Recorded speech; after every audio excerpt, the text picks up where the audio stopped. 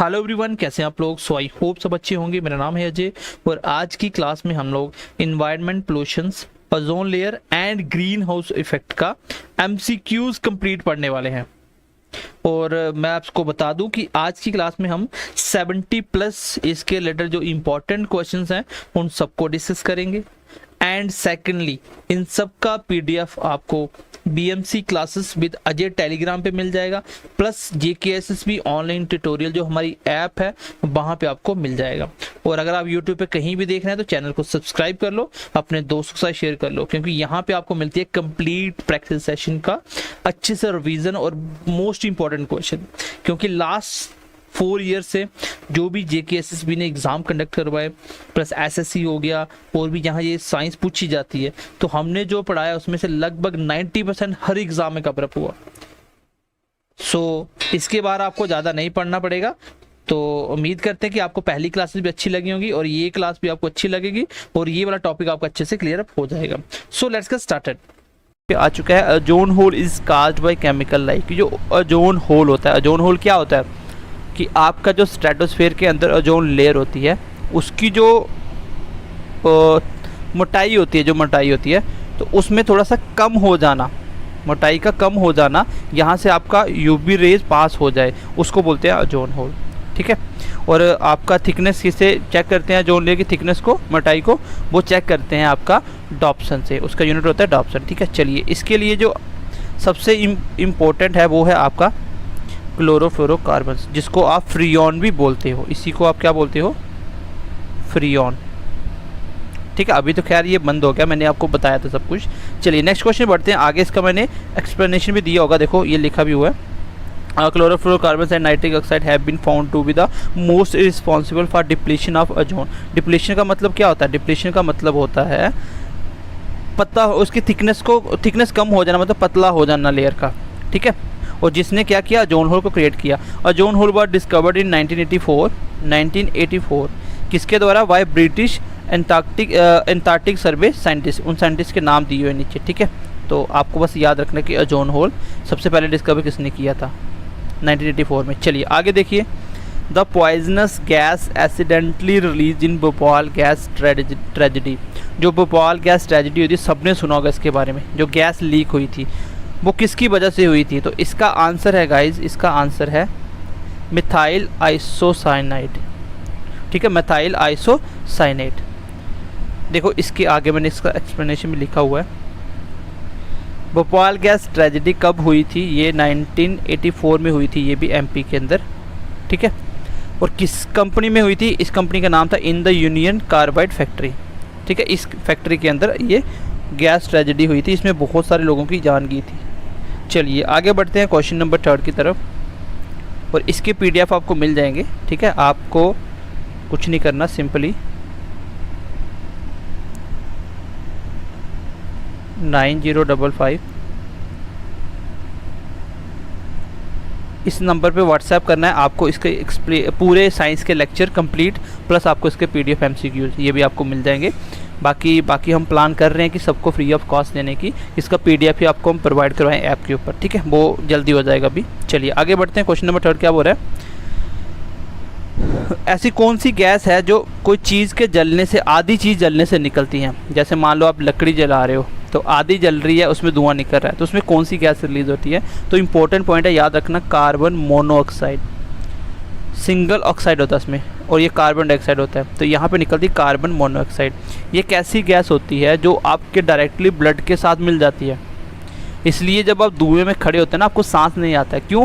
क्योंकि इसके अंदर ऑक्सीजन नहीं होता। इसमें ऑक्सीजन नहीं होने की वजह से ये कार्बन मोनोऑक्साइड सीधा जब आपकी सांस में मिलता है तो आपके डायरेक्टली ये ब्लड के साथ मिल जाती है, बहुत जल्दी ब्लड के साथ रिएक्ट करेगी, जिसकी वजह से आपकी पूरी बॉडी में ऑक्सीजन नहीं मिलेगा, तो बहुत जल्दी डेथ भी हो जाती है इससे। ठीक है।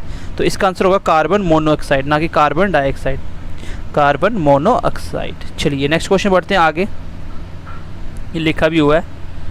ठीक है। चलिए आगे बढ़ते हैं।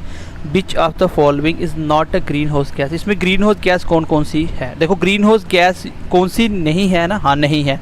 तो आपको 5-6 गैसेस इसको पढ़ लेना तो आपका कंप्लीट हो जाएगा। कार्बन डाइऑक्साइड सबसे ज़्यादा होती है ग्रीन हाउस गैस। ठीक है। चलिए वाटर वेपर, ये भी आपका ग्रीन हाउस गैस में आता है, क्योंकि इससे भी आपका बहुत सारा ग्लोबल वार्मिंग का चांस होता है ग्रीन हाउस के साथ। कार्बन मोनोऑक्साइड, नाइट्रोजन ऑक्साइड, और कार्बन मोनोऑक्साइड आपकी ग्रीन हाउस गैसेस नहीं है। बाकी ये मैंने 3 बता दिए, नीचे देखो लिखा भी होगा इसके बारे में, नहीं लिखा हुआ, चलो कोई नहीं, आगे क्वेश्चन आएगा। चलिए आगे बढ़ते हैं। Haemoglobin has the highest affinity with which of the following. तो देखो सबसे ज़्यादा किससे इफेक्ट होता है, आपको मैंने ऊपर बता भी दिया अभी जस्ट कि ब्लड सबसे ज़्यादा रिएक्ट करता है किसके साथ, कार्बन मोनोऑक्साइड। अभी ऊपर मैंने एक्सप्लेन भी करा इस क्वेश्चन को। चलिए नेक्स्ट बढ़ते हैं आगे।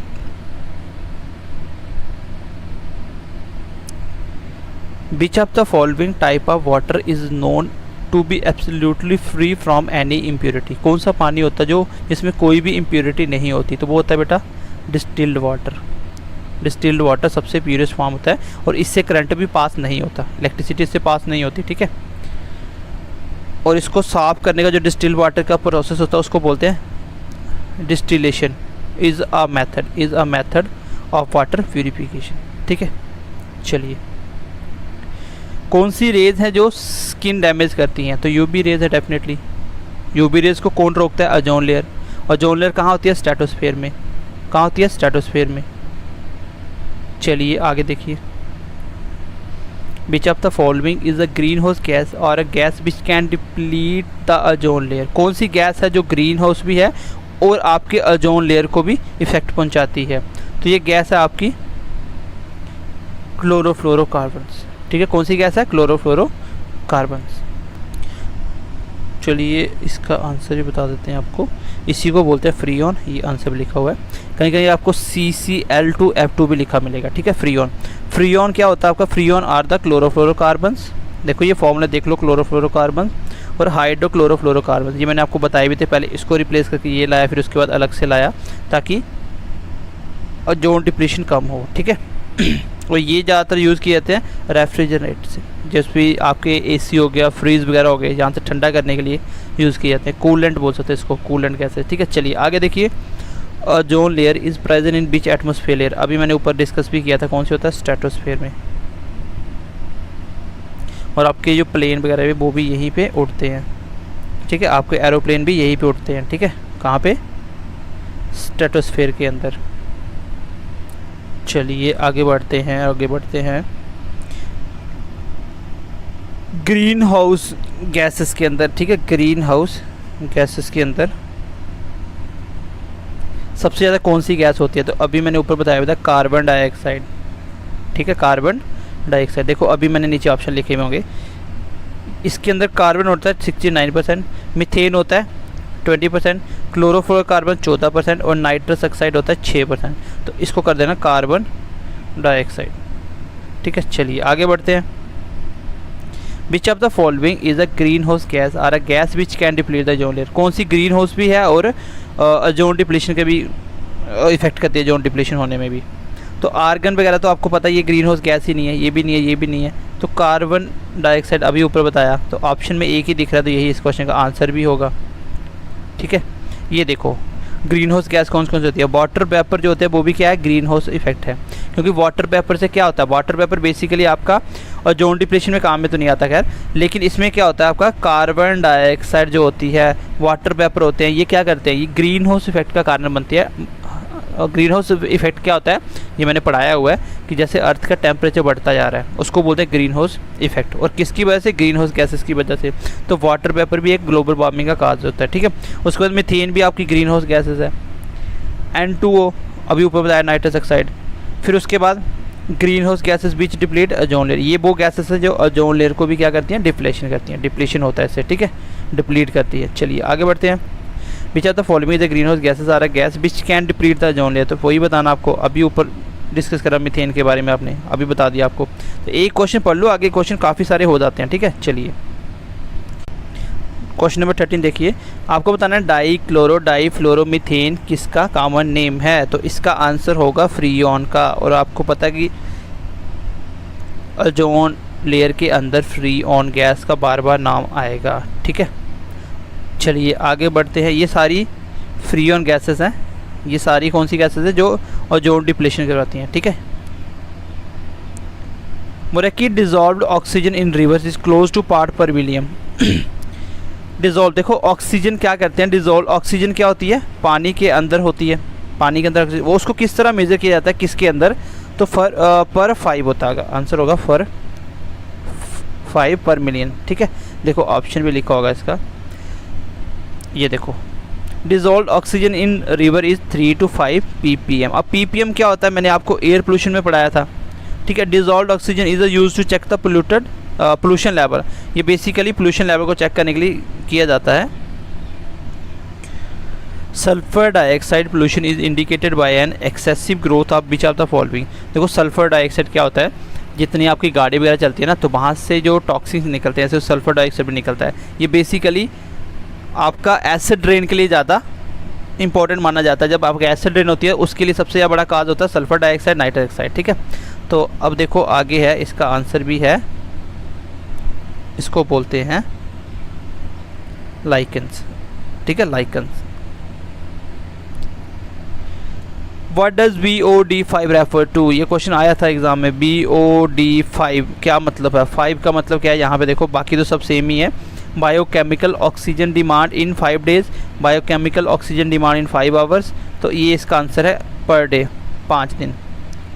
तो BOD की फुल फॉर्म भी याद कर लेना, एग्ज़ाम में क्वेश्चन पूछा हुआ है। चलिए आगे देखिए, सबसे मेन प्राइमरी रीज़न क्या है ओजोन डिप्लीशन का, वो सबसे मेन है क्लोरोफ्लोरोकार्बन। तो बार बार बताने की ज़रूरत है नहीं आपको, ऊपर मैं डिस्कस भी कर चुका हूँ। कौन सी गैस है जो सबसे ज़्यादा कंट्रीब्यूट करती है ग्रीन हाउस इफेक्ट को, तो अभी ऊपर मैंने आपको बता भी दिया। देखो इसके हिसाब से एक तो कार्बन डाइऑक्साइड था, एक वाटर वेपर थे। ठीक है, चलिए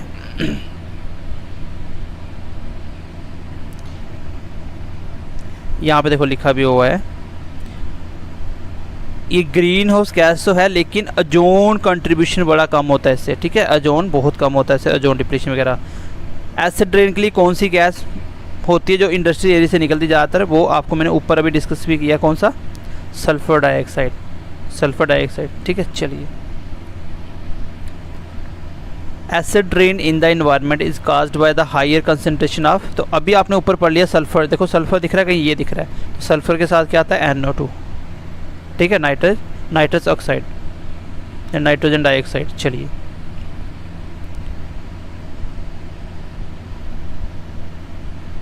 air pollution by fly ash, जो फ्लाई ऐश वगैरह होती है, ठीक है, जो हवा में एयर पोल्यूशन मिल जाती है, वो ज़्यादातर कहाँ से निकलती है आपको पता होना चाहिए, वो सीमेंट फैक्ट्री से सबसे ज़्यादा निकलती फ्लाई ऐश। ठीक है, ये एयर पोल्यूशन का सबसे मेन कारण होता है। देखो लिखा भी हुआ 35% फ्लाई ऐश होता है। ठीक है, acute lead poisoning is also known as, तो लेड पॉइजनिंग जो लेड से बीमारी होती है वो है प्लम्बिज्म।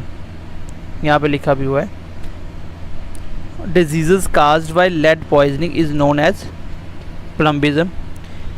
एब्डोमिनल पेन होता है, वेट लॉस होता है, डिले इन डेवलपमेंट होता है, और सम सिम्टम्स है, ये इसके सिम्टम्स होते हैं।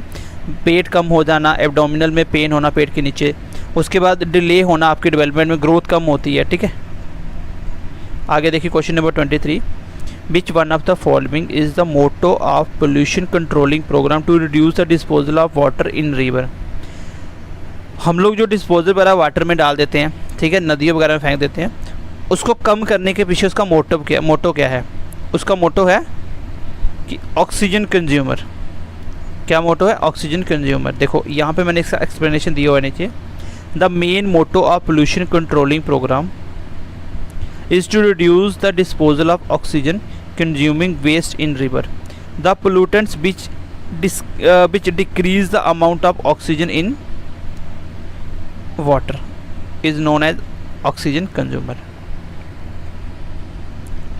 The main cause of air pollution in big cities is, तो बड़ी बड़ी सिटियों में सबसे मेन कारण क्या होता है, उसका आंसर होगा आपका क्या, सस्पेंडेड पार्टिकल्स।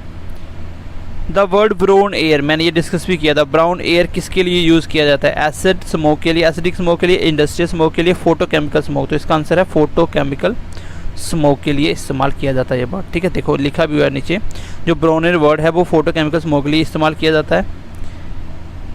और photochemical smoke is obtained by reaction of air pollutants and sunlight. जो एयर पॉल्यूटेंट का मतलब क्या आता है, जो एयर पोल्यूशन करने वाले पार्टिकल्स होते हैं, और सनलाइट, ठीक है, इसकी रिएक्शन होती है। It is main constituent gases are इसमें जो मेन गैसेस आती है वो कौन कौन सी आती हैं? हाइड्रोकार्बन्स, नाइट्रोजन ऑक्साइड, पैन मतलब पर ऑक्साइल एसिटाइल नाइट्रेट। ठीक है, चलिए आगे। ये मैक्रो है, ये कौन सी है? ये मैक्रो पैल्यूटेंट है। मैक्रो मतलब बहुत ज़्यादा मात्रा में पाई जाने वाली। Taj Mahal is affected by which of the following? Taj Mahal किससे इफेक्ट हो रहा है? तो मैंने आपको ओजोन एसिड रेन के बारे में थोड़ा सा डिस्कस करा, जिसमें आपकी गैसेस आती हैं SO2 NO2। तो ये आपके दोनों के दोनों कारण हैं एसिड रेन के। और एसिड रेन से क्या हो रहा है? जो ताजमहल में मार्बल लगा हुआ है वो इसकी वजह से, जब एसिड रेन होती है ना, इस पानी के अंदर ये रिएक्ट करके सल्फ्यूरिक एसिड बनाते हैं H2SO4। जब ये रेन वाटर में मिलके आता है उसको बोलते हैं एसिड रेन, और ये आपके ताजमहल के मार्बल को इफेक्ट करती है। इसका आंसर भी पहले वाला ही ऑप्शन है। ठीक है, चलिए आगे बढ़ते हैं। Automobile exhausted in the harmful compound. तो ऑटोमोबाइल जो गाड़ियाँ वगैरह होती है वो कौन सा सबसे ज़्यादा हार्मफुल कंपाउंड एग्जॉस्ट करते हैं, निकालते हैं? Carbon monoxide, carbon dioxide, all of these, smoke. तो आंसर इसका ऑल ऑफ दीज, ऊपर वाला। ठीक है, इसको नीचे लिखना था वैसे, चलो कोई नहीं। तो ऑल ऑफ दीज सब कुछ निकलता उसमें से। ठीक है, ऑल ऑफ दीज इसका आंसर है। Disadvantage of using DDT is as pesticide.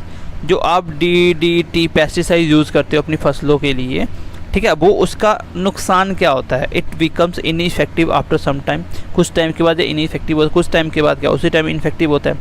Not easily degradable in nature. तो देखो डिग्रेडेबल मतलब होता है ये नेचर के अंदर जल्दी से ख़त्म नहीं होता है। तो जल्दी से ख़त्म नहीं होगा तो ज़्यादा समय तक इफेक्ट पहुँचाएगा। और होता है क्या है, ये बेसिकली जब ये एक जगह से दूसरी जगह ट्रांसफ़र होता है फूड चेन, फूड वेब के अंदर, तब क्या होता है, ये इसकी एनर्जी बढ़ती जाती है इसका। ठीक है, इसलिए इसको यूज़ नहीं करना चाहिए। देखो नीचे लिखा भी हुआ है, एक लेवल से दूसरे लेवल जाने से फूड चेन उसको बोलते हैं। देखो डिकम्पोज नहीं होता नेचर के अंदर, bye it's concentration goes on increasing. इसका जो मात्रा वो बढ़ती जाती है जब एक लेवल से दूसरे लेवल फूड चेन चलती है, और उसको बोलते हैं बायोमैग्नीफिकेशन। क्या बोलते हैं? बायोमैग्नीफिकेशन। नया वर्ड आपने सीख लिया। बायोमैग्नीफिकेशन क्या होता है? जब एक लेवल से दूसरे लेवल में एनर्जी बढ़ जाए। तो चलो एग्जाम्पल ऑफ मैक्रो, इसकी थोड़ी सी करेक्शन कर लेना। मैक्रो पॉल्यूटेंट कौन सा होता है? अभी ऊपर मैंने डिस्कस भी करा था, ये वाला बताया था मैंने आपको, पर ऑक्साइल एसिटाइल नाइट्रेट। ठीक है, पर ऑक्साइल एसिटाइल नाइट्रेट। चलिए ये मैंने ऊपर डिस्कस भी करा था। व्हाट इज़ पर ऑक्साइल? ये एसिडिक एसिड है, वाइटामिन्स हैं। जब मैक्रो पॉल्यूटेंट्स हैं तो वही क्वेश्चन घूम घूम के आ रहा है, ये मैक्रो पॉल्यूटेंट्स हैं। ठीक है, चलिए। The toxic gas present in the smoke exhausted by cars. जो गाड़ियों के धुएं में निकलती है टॉक्सिक, वो कौन सा होता है? Carbon monoxide, carbon dioxide, C2, HO4 या आपका C4। तो आंसर रहेगा आपका कार्बन मोनोऑक्साइड, क्योंकि स्मोक के अंदर हमेशा ज़्यादातर, मैंने आपको पहले एग्जांपल भी दिया था कि मोनोऑक्साइड निकलता है जो आपके ब्लड के साथ सबसे जल्दी रिएक्ट करता है। ठीक है। Pollutants from motor cars exhausted that cause mental disease is. तो कौन सा पॉल्यूटेंट निकलता है जो मेंटल डिजीज करता है ज़्यादातर? किससे? मोटर कार वगैरह। तो आंसर होगा लेड। आंसर होगा लेड। देखो नीचे एक्सप्लेनेशन लिखा हुआ है, lead is the pollutant exhausted from motor car that cause mental diseases. ठीक है, चलिए। Taj Mahal is said to be suffering from marble cancer. What is marble cancer? तो मार्बल कैंसर किसको बोलते हैं? बोलते हैं smoke spilling the Taj Mahal from adjoining industries. Acid rain which corrodes marble. तो यही आंसर है, एसिड रेन। देखो एसिड रेन का जब भी क्वेश्चन आएगा रिलेटेड ताजमहल तो यही होगा कि मार्बल को ख़राब कर रहा है, और एसिड रेन होने का सबसे मेन रीज़न होता है SO2 और NO2 गैस। ये दो क्वेश्चन छोटा सा याद कर लेना, बस यही से क्वेश्चन आएगा आपको। ठीक है, आगे देखिए question. Free on is use है, तो अभी आपको बताया मैंने कूलेंट ऑब्जेक्ट में इसको यूज़ किया जाता है। ठीक है, चलिए आगे बढ़ते हैं। Black lung disease occur in which occur people working in. बोला कि जो ब्लैक लंग डिजीज़ होती है वो ज़्यादातर कौन से लोगों में होते हैं, वो कहाँ काम करते हैं? तो आंसर क्या होगा? Electroplating industry, organic solvent industry, paint manufacturing industry या कोल माइंस। तो डेफिनेटली कोल माइंस में काम करने वालों को ब्लैक लंग्स डिजीज़ होती है। इससे क्या होता है? लंग्स मतलब काले हो जाते हैं अंदर जा के उसका जो डस्ट वगैरह होती हैं। ठीक है। Micro organism which monitor the air pollution, bacteria, algae, lichens. तो आंसर होगा इसका लाइकन्स। आपकी स्क्रीन पे आ चुका है main gases pollutants of thermal power plant. तो थर्मल पावर प्लांट से सबसे ज़्यादा कौन सा मेन पॉल्यूटेंट निकलता है?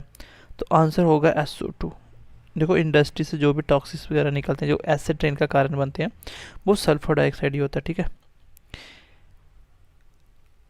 ये आगे पढ़ लेना। और ये आंखों को इरिटेट भी करता है, ठीक है, आंखों से टीएस से रिजल्टिंग, देखो होता क्या, देखो मैं पढ़ देता हूँ इसको, एक एक्सप्लेन कर देता हूँ। देखो, combustions of sulfur containing coal and oil fuel in the thermal power plant produce SO2 gas। SO2 at the concentration of 5 ppm। कितना होता है इसका? 5 ppm। जो क्या कारण बनता है, जो कॉज होता है किसका? Throat and eye irritation resulting into cough, tears and redness in eyes. चलिए आगे देखिए question. Acid rain destroy vegetation because its content. जो एसिड रेन है वो वेजिटेशन को डिस्ट्रॉय कर देता है। इसका कारण क्या होता है? क्योंकि इसमें नाइट्रिक एसिड होता है, इसमें ओजोन होता है, इसमें कार्बन मोनोऑक्साइड होता है, इसमें सल्फ्यूरिक एसिड होता है, इसके अंदर सल्फ्यूरिक एसिड होता है। देखो गाइस, आपको मैंने बताया था कि SO2 NO2, याद रखना ये एसिड रेन के लिए मेन कारण होती है ये गैसेस, ठीक है। ये गाड़ियों से निकलती हैं, इंडस्ट्री से निकलती हैं, ठीक है। बाकी ये मिलके बनाते हैं सल्फ्यूरिक एसिड। सल्फ्यूरिक एसिड आपको पता है एक स्ट्रॉन्ग एसिड होता है और इसकी वजह से आपके वेजिटेबल ख़राब हो जाते हैं। ताजमहल जो उसका मार्बल ख़राब हो वो भी इसी की वजह से हो रहा है, एसिड रेन की वजह से। चलिए आगे बढ़ते हैं। A hard fluid present in smoke which cause irritation in I. Smoke के अंदर हार्ड मतलब मेटल की फॉर्म में, हार्ड मतलब सॉलिड की फॉर्म में, वो कौन सी चीज़ होती है जो आंखों को इरिटेशन करती है? अभी मैंने ऊपर जस्ट डिस्कस करा आपके साथ, सल्फर डाइऑक्साइड। लेकिन ये गैस होती है, ये गैस होती है। उसने पूछा हार्ड के लिए ये आंसर आएगा, पर ऑक्साइल एसिटाइल नाइट्रेट, ठीक है, ये आंसर आएगा। ये याद कर लेना, ये हार्ड होती हैं और वो गैस होती हैं, ठीक है। चलिए, सिगरेट स्मोक करने के अंदर कौन सी गैस होती है? जब कोई सिगरेट पीता है उसके अंदर ऐसा क्या होता है, कौन सा पोल्यूशन होता है इसे? उसके अंदर कार्बन मोनोऑक्साइड होता है और साथ में डाइऑक्साइड होता है। देखो निकोटीन तो नाम सुना ही होगा आपने, निकोटीन होता है और कार्बन मोनोऑक्साइड। इसलिए बोलते हैं ना, सिगरेट पीने वाले से ज़्यादा इफेक्ट उसके पास वाले को होता है, क्योंकि वो ज़्यादातर धुआं तो बाहर निकालता है ना। वो जब धुआं बाहर निकालता है, उस धुएं में मैंने पहले ही बोला, जब भी स्मोक या स्मोक वर्ड आ जाएगा उसमें कार्बन मोनोऑक्साइड तो होगा ही होगा, जो ब्लड के साथ बहुत जल्दी रिएक्ट करता है, जो आपके सबसे ज़्यादा मतलब सफोकेशन होती है, सांस रुकना स्टार्ट हो जाता है। स्मोक में आप सांस नहीं ले सकते, ठीक है, स्मोक वगैरह में। तो निकोटीन में आपने सुना ही होगा, तो यही इस क्वेश्चन का आंसर भी था। चलिए, कौन सी गैस होती है सफोकेशन? अभी ऊपर मैंने बता भी दिया, तो आंसर ये होगा carbon monoxide, option number C. चलिए आगे बढ़ते हैं। It is not advisable to sleep under the tree at night because trees release. तो मैंने आपको ये पढ़ाया था आपको, ठीक है, आपको मैंने कहाँ पढ़ाया था? जब आपको मैंने प्लांट वगैरह का रेस्पिरेशन इन प्लांट वगैरह बताया था आपको मैंने इस टॉपिक के अंदर। तो मैंने बताया था कि रात के समय आपको पेड़ों के नीचे नहीं सोना चाहिए। क्यों? क्योंकि रात के समय पेड़ क्या करते हैं? कार्बन डाइऑक्साइड रिलीज़ करते हैं, और दिन के टाइम क्या करते हैं? ऑक्सीजन रिलीज़ करते हैं, ठीक है। मैंने बहुत डिटेल में समझाया था क्यों करते हैं, ठीक है, कॉन्सेप्ट क्या होता है। तो इसका आंसर होगा वो रात को क्या करते हैं? क्योंकि वो कार्बन डाइऑक्साइड रिलीज़ करते हैं। चलिए नेक्स्ट पॉइंट आगे देखिए। Oxides of sulfur present in atmosphere washed down by rain to cause industrial smoke, depletion of fossil fuels rivers, eutrophication in lakes, lowering of pH of soil। तो ये इसका सबसे अच्छा आंसर अप्रोप्रिएट होगा most, क्योंकि आपको पता है एसिड रेन क्या होती है। एसिड रेन के अंदर एसिड होता है और एसिड का pH बहुत कम होता है, क्योंकि 7 के नीचे pH तो एसिड, 7 के ऊपर बेस, और इसका ये एसिड है, स्ट्रॉन्ग एसिड होता है। सल्फ्यूरिक एसिड सबसे स्ट्रॉन्ग एसिड माना जाता है, ये किंग ऑफ एसिड भी इसको बोलते हैं। तो उसका pH इतना कम है, जब वो मिट्टी में मिलता है तो मिट्टी का pH भी क्या होता है? कम हो जाता है। चलिए आगे क्वेश्चन देखिए। ग्रीन हाउस इफेक्ट का मतलब क्या है? पहला ऑप्शन है farming in greenhouses for the conservation of energy, बिल्कुल भी नहीं। Trapping of solar energy due to carbon dioxide, तो यही आंसर है। मैंने आपको समझाया था ना, ग्रीन हाउस इफेक्ट समझाया था मैंने आपको ओजोन लेयर के बाद। मैंने आपको कौन सा, हाँ, ग्रीन हाउस आपका चैप्टर भी था एक, उसमें मैंने आपको समझाया था ग्रीन हाउस गैसेस क्या होती है, ग्रीन हाउस इफेक्ट क्या होता है। तो बेसिकली सोलर एनर्जी जो आती है सन से, लाइट, उससे वो उसको ट्रैप कर लेता है। किसकी वजह से? कार्बन डाइऑक्साइड की वजह से। जब कार्बन डाइऑक्साइड ज़्यादा होता है जिससे आपका अर्थ का टेम्परेचर बढ़ता जाता है। तो यही इस क्वेश्चन का आंसर भी होगा। मैंने कॉन्सेप्ट भी समझाया था ट्रैप क्यों करता है ये। ओके, क्वेश्चन नंबर 45 देखो, विच one of the following metal highly polluted the water? कौन सा मेटल है जो सबसे ज़्यादा पानी को पोल्यूट करता है? That is called arsenic. ऐसा याद कर लो, अरेक्सैनिक। अरेक्सैनिक पानी के अंदर लड़ने के लिए सक्षम है, पानी के अंदर हर एक सैनिक लड़ सकता है। ठीक है, चलिए आगे बढ़ते हैं। क्वेश्चन नंबर 46 देखो, BOD क्या फुल फॉर्म थी? एक बार कमेंट सेक्शन में बता देना मेरे को। उसकी वैल्यू पानी में क्या इंडिकेट करती है? Amount of oxygen use for biochemical oxidation की बायोकेमिकल रिडक्शन। तो बेसिकली वो ऑक्सीडेशन को बताती है। ठीक है, ऑक्सीजन लेवल को। उसकी फुल फॉर्म आप मुझे कमेंट सेक्शन में बताओगे। ठीक है, आई थिंक देख लियोगे आपने answer. Which atmospheric gases absorb ultra violet rays? कौन सी एटमोस्फेरिक गैस होती है जो UV रेज को अब्जॉर्ब करती है? सबसे आसान क्वेश्चन है, इट इज कॉल्ड ओजोन। चलो इसको कोई डिस्कस करने वाला है ही नहीं। Supersonic jet cause pollution by thinning of. जो सुपरसोनिक जेट होते हैं, सुपरसोनिक जेट कौन से होते हैं? जो होते हैं फाइटर प्लेन वगैरह, जेट इंजन वगैरह, जो बहुत ज़्यादा आवाज़ करते हैं। एक तो वो सबसे ज़्यादा नॉइज़ पोल्यूशन फैलाते हैं, दूसरा उसकी वजह से क्या होता है, जो आपकी ओजोन लेयर है ना, उस पर भी इफेक्ट आता है, क्योंकि इतना प्रेशर होता है। आपको पता है स्ट्रेटोस्फीयर में उड़ते हैं आपके सारे जहाज मोस्टली, तो उसकी प्रेशर से उस पर भी इफेक्ट आता है। चलिए आगे देखते हैं। The largest source of pollution in the world. पूरी दुनिया में सबसे ज़्यादा पोल्यूशन कहाँ से होता है? आंसर होगा सीवेज एंड गार्बेज। जितना कचरा वगैरह होता है पानी में, जो हम गंदा पानी डालते हैं सारा, तो यही सबसे मेन कारण होता है। ठीक है, पोल्यूशन का। चलिए, acid rain is caused due to pollution of atmosphere by. तो एसिड रेन क्या करता है, किसका कारण बनता है एटमोसफेयर में? कौन से पोल्यूशन का? तो एसिड रेन किसका बनता है? आंसर देखो, oxides of nitrogen and sulphur, oxides of nitrogen and phosphorus, oxides of carbon and nitrogen, oxides of nitrogen and methane. तो आपको आंसर यहाँ भी सल्फर दिख जाए और यहाँ पे वर्ड आ जाए एसिड रेन, तो आंसर लगा के आ जाना चुपचाप। ठीक है, चलिए। ओके, सलेज वाटर कौन सा होता है बेटा? सलेज वाटर कौन सा होता है? वो पानी जो किचन से गंदा पानी वेस्टेज आता है ना आपके पानी के अंदर, उसको बोलते हैं। ठीक है, waste water release from kitchen. इसी को ब्राउन वाटर भी बोलते हैं, सॉरी इसको बोलते हैं ग्रे वाटर। ठीक है, ग्रे वाटर। ठीक है, नेक्स्ट क्वेश्चन देखिए। Chernobyl disaster is the result of pollution by. जो आपका चेरनोबिल डिजास्टर हुआ था 1986 में, इसका मेन कारण क्या था? इसका मेन कारण था रेडियो एक्टिव वेस्ट। इसका मैंने नीचे एक्सप्लेनेशन लिखा हुआ देखो। Chernobyl disaster occurred on 26th of April 1986 in graphite moderate reactor at the Chernobyl nuclear power plant। इसीलिए इसको क्या बोला जाता है? इसलिए इसको बोला जाता है Chernobyl disease। ठीक है, डिजास्टर। चलिए आगे देखो। Which of the following caused radioactive pollution along the coast of Kerala? जो केरला के साथ कोस्ट, वो पानी समुद्र के साथ साथ एरिया लगता है ना, उसके जो रेडिएटिव पोल्यूशन की वजह से, बीच ऑफ द फॉलोइंग का रेडिएटिव पोल्यूशन, जो रेडिएटिव पोल्यूशन फैलाता है उसको क्या बोलते हैं? प्लूटोनियम बोलते हैं, जिंक बोलते हैं, थोरियम बोलते हैं, रेडियम। उसका आंसर होगा थोरियम। ठीक है, थोरियम। रेडिएटिव पोल्यूशन का मेन कारण से अलोंग कर लेना इसको, इसका वर्ड है अलोंग कर लेना इसको। ठीक है, along the coast of Kerala. चलिए, ozone saves a biosphere by absorbing high energy radiation called. कौन सी एनर्जी ओजोन लेयर अब्सॉर्ब करता है? तो अल्ट्रावायलेट रे। ये पढ़ाने की जरूरत है ही नहीं आपको। चलो, one of the best solution to get rid of non biodegradable wastage.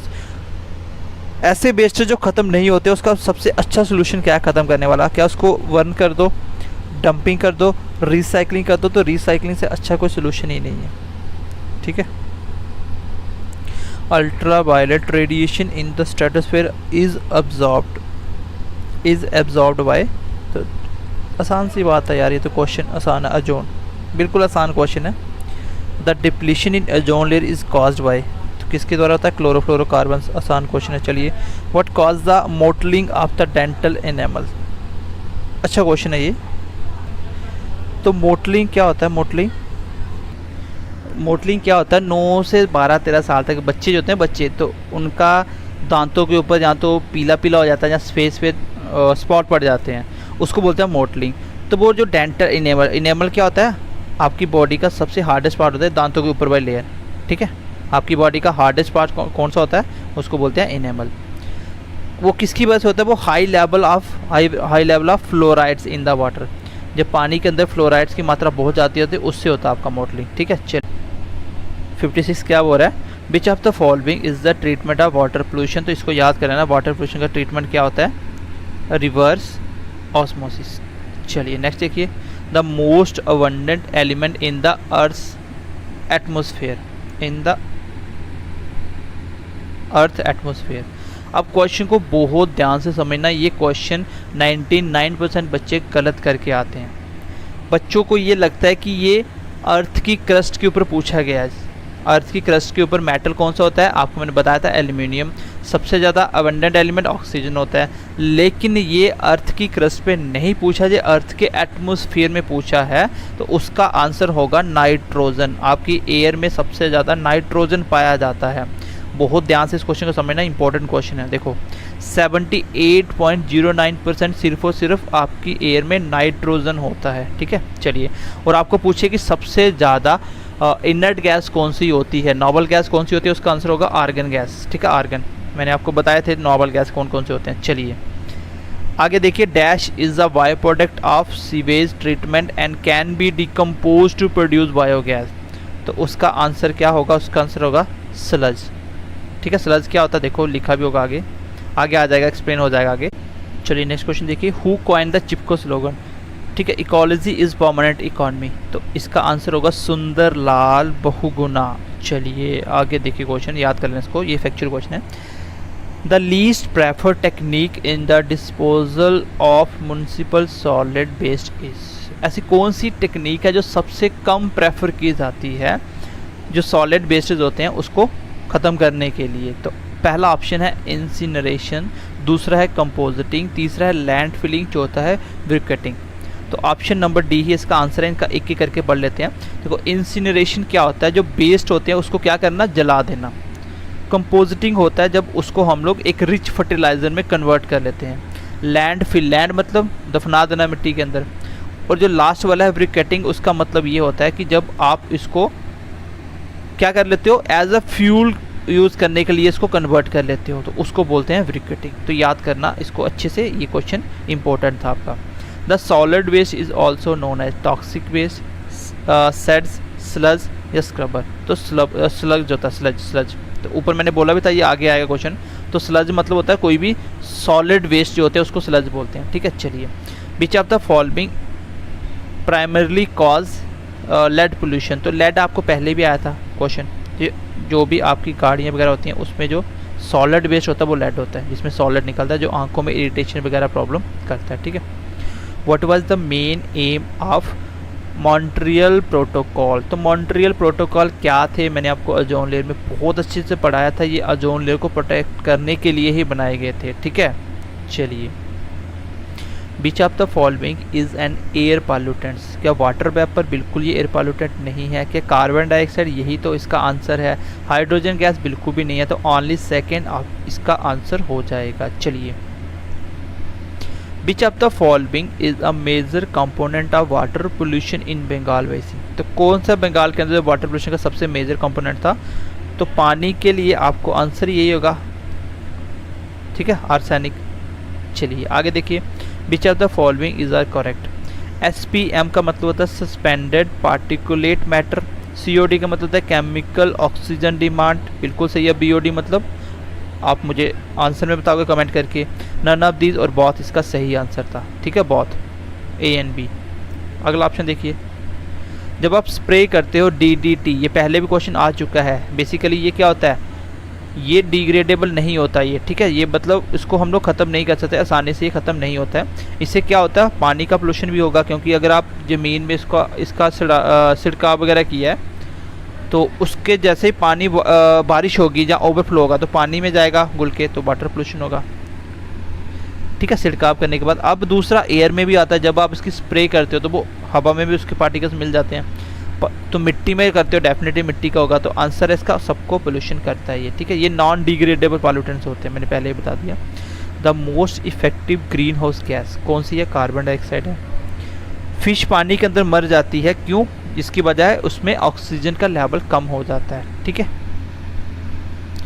Which produce maximum sound pollution, तो जेट फ्लाइट, ठीक है, फ्लाइट कर लेना इसको HT कर लेना, फ्लाइट। चलिए आगे देखिए, sound becomes hazards noise pollution level, तो कौन सा होता है साउंड का लेवल जिससे आपके कानों पे इफेक्ट होना स्टार्ट होता है अगर आप अबव 80 डेसिबल साउंड यूज़ करो। तो साउंड लाउडनेस ऑफ साउंड का SI यूनिट भी क्या होता है, डेसिबल।